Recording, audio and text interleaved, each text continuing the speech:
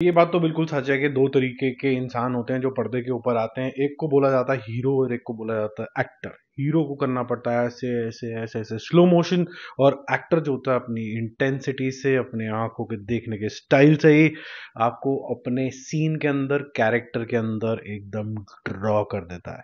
तो दो इंसानों के ऊपर बात करेंगे। एक आया है डाकू महाराज। ये डाकू महाराज जो है, ये है एनबीके, नंदामोही बालाकृष्णन, जिन्होंने बॉबी देओल का करियर खत्म करने का पूरा जो भी बनने की कोशिश करी थी उसके ऊपर इंतजाम कर दिया है, क्योंकि बेचारे बॉबी देओल बॉडी शॉडी बना के इनसे पिटते हुए नजर आएंगे। मतलब ही has to make some good choices. Bobby Deol please, अब चल गए हो तो इसका मतलब ये नहीं कि आप किसी के साथ भी पिटना शुरू कर दोगे। फिर उसके बाद बात करेंगे, जो मैंने एक्टर की बात करी कि किस तरीके से एक्सप्रेशंस, आंखों का कैमरा से एकदम बात करना, ये सब चीजें, और इंटेंसिटी, पागलपन, ये सारी जो चीजें हैं आपको देखने को मिलेगी किसके साथ, देवा के साथ। तो दोनों ही मैं एक साथ चला दूंगा, क्योंकि देवा का जो टीजर आया है वो बहुत ही छोटा सा है, तो मैंने कहा ये कंबाइन कर देते हैं। पहले हम देखते हैं डाकू महाराज में क्या तमाशा हुआ है। అనగనగా ఒక రాజుండేవాడు.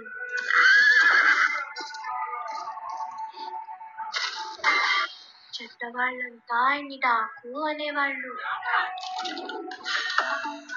बारात भाई, भाई देखो ऐसा है कि ये जो मूवी है ना, ये अगर आप तेलुगु ऑडियंस से बात करोगे, वो आपको बिल्कुल ही मारने को दौड़ेंगे कि भाई हमारे एनबीके साहब को कुछ बोल दिया। इनकी मूवी आती हैं संक्रांति टाइप में, और फिर बहुत सारा बिजनेस करती हैं, और सेलिब्रेटेड तरीके से ये यही करते हैं। लोगों को कई सालों से यही समझ में आता है। अब जिनकी सेंसिबिलिटी ऐसी है वो देख सकते हैं, जिनको लगता है कि यार ये क्या दिखा दिया मुझे, तो फिर कुछ नहीं कर सकते। लेकिन एक चीज है, एनबीके की दो चीजों पे में बहुत ज्यादा फोकस रहता है। एक है कि ऐसा एक्शन जो किसी ने पहले कभी ना देखा हो। ठीक है, जैसे कि आपने देखा होगा कि मंगलसूत्र अगर किसी चीज के साथ टक गया है तो वो चीज ही को तोड़ दो, ये नहीं कि मंगलसूत्र दोबारा उतार के कर दो। ये आपने देखा होगा, जेल वाला सीन काफी पॉपुलर है। नहीं देखा तो बिगेस्ट मीम ऑन अर्थ है, वो जरूर देखना है। और दूसरा होता है उनके डायलॉग्स। यहाँ पर डायलॉग भी नहीं है कोई ऐसा कोई खास, ना कोई ऐसा एक्शन सीक्वेंस है जो आपने नहीं देखा। तो ये बड़ा बिजनेस एज यूजुअल वाला लग रहा है। चलेगी नहीं चलेगी पता नहीं। और बॉबी देओल को तो कंप्लीटली वेस्ट कर दिया है। इतना हैंडसम, तगड़ा, स्टाउट तरीके का इंसान जबरदस्ती आके पिट के चला जाएगा। थोड़ा सा अच्छी चॉइसेस लेनी चाहिए। आई अंडरस्टैंड कि काम नहीं होता तो आपको कुछ ना कुछ चॉइसेस लेनी पड़ती है घर चलाने के लिए, लेकिन इससे तो फिर जो इज्जत कमाई है आपने एनिमल में, वो कम होती चली जाएगी। ठीक है, बाकी अब हम देखते हैं देवा का टीजर। इससे मुझे बहुत ज़्यादा उम्मीदें हैं कि क्या होगा इसके अंदर। 52 सेकेंड्स का है। मैंने शुरुआत करने की कोशिश करी थी, पर इसके पोस्टर से ही मुझे इतना ज़्यादा इम्पैक्टफुल लगा ये, मैं तो आपके साथ ही देखूंगा।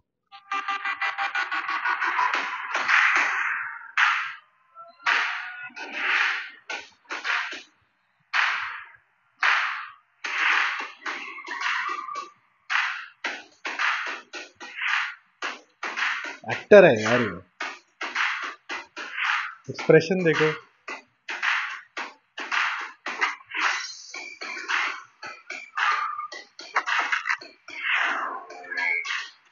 वाह, एनर्जी।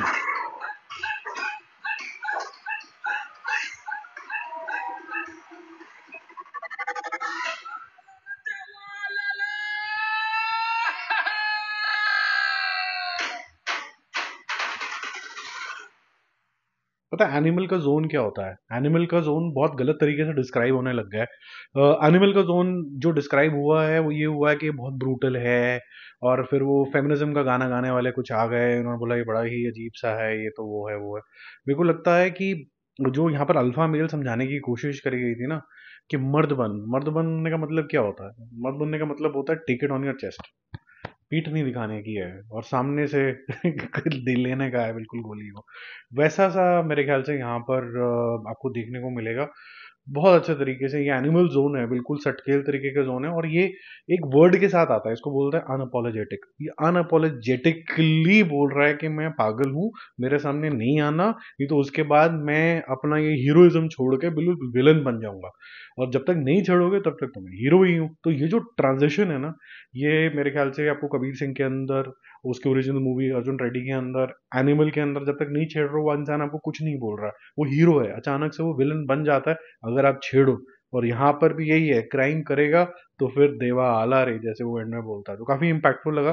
दोनों टीजर में देखो कोई कंपैरिजन कर नहीं सकते डाकू और इसके अंदर। वो डाकू महाराज जो है वो 1950 करोड़ प्रिसाइजली ईयर से वो सेम ही चीज करते आ रहे हैं, वो सेम ही चीज वो करेंगे। अगर आपको जेन्युइनली एक्टिंग वगैरह कुछ देखनी है, आपको इंटेंसिटी देखनी है, मूवी कितनी अच्छी बनेगी दोनों की मैं गारंटी नहीं ले सकता। हो सकता है कि डाकू महाराज की ऐसी कोई स्पेशल प्रेजेंटेशन हो जाए कि आप बोलो कि यार मजा आ गया, क्योंकि साउथ की इस तरीके की प्रेजेंटेशन होती है जहाँ इमोशंस को बिल्कुल ऊपर तक लेके जाया जा सकता है। उसके लिए उनको शाबाशी देनी चाहिए, जो अच्छा काम कर रहे हैं उनके लिए बिल्कुल करना चाहिए। और जो हिंदी सिनेमा है उसके अंदर मारधाड़ हाफ, इमोशन हाफ, और पागलपन हाफ, तो ये जो होता है ना फिर ऊपर तक नहीं जा पाते हैं। हो सकता है कि देवा वाला ये जो बाउंड्री है पूरी क्रॉस कर ले, अच्छा लग रहा है ये बाउंड्रीज क्रॉस करता हुआ, क्योंकि मेरे ख्याल से ऑडियंस मेच्योर होगी, मेकर्स मेच्योर नहीं हुए। ऑडियंस ने तो बोल दिया है कि हम अलग अलग तरीके का कंटेंट देखना चाहता है, चैलेंजर्स। अब वो खुद अपने आप को चैलेंज कर लें मेकर्स, और बोले कि जी हमने जो क्रिएटिविटी की हैप पहन रखी है, ये हम जो है ना इसके अंदर छेद नहीं होने देंगे, करते हैं देखते हैं क्या होगा, पूरा एंड तक जाने दो देखी जाएगी। तो एक्सपेरिमेंट करना चाहिए। और मेरी स्पेशल रिक्वेस्ट रहेगी कि जो Akshay Kumar of the world हैं, खान ऑफ द वर्ल्ड है, ये बिल्कुल भी साउथ को कॉपी करने की कोशिश ना करें कि वहां मास चल गया तो हम भी करें। आपका मास और उनका मास डिफरेंट होना चाहिए।